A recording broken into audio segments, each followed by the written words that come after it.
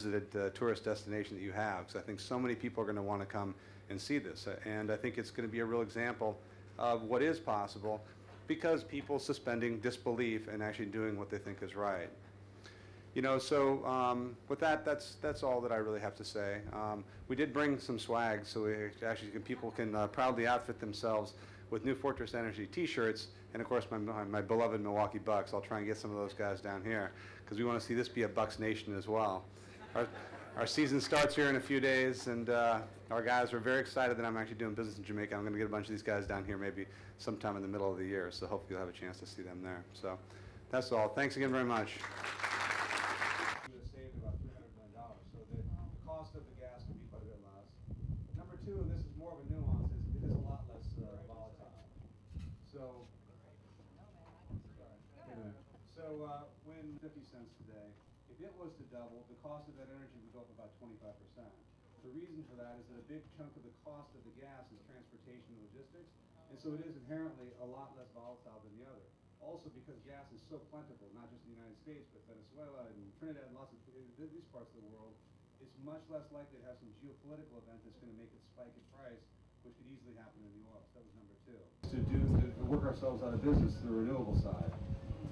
So sun, water, you need something else to turn back on. Gas is very, very quickly dispatched. That little video we showed shows you storage, which is about 1 week's worth of storage.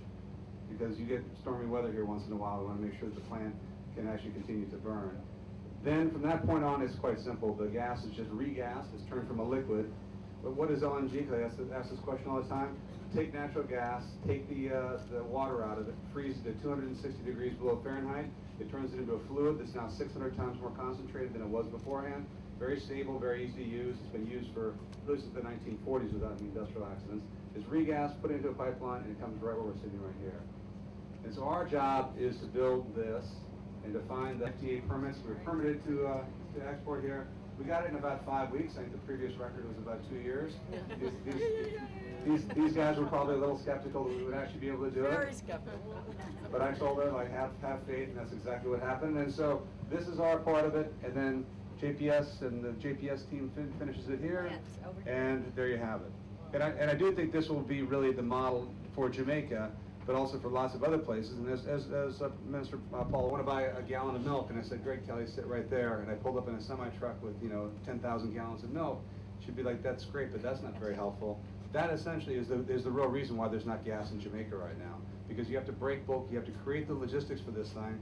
And so what we have done is basically invested our own money in this. If we waited to have this financed, if we waited to have other people do this for us, we'd still be waiting, we wouldn't be standing here. And so that really is the commitment that we've made. And then I think, though, with JPS, with the Jamaicans, though, I think we can really establish the energy hub. I told Mr. Paul, I thought that the first person to do this would have a significant advantage, and I think that that's very much true. So that's all it is. All right. If you're not excited now, I'll give completely up.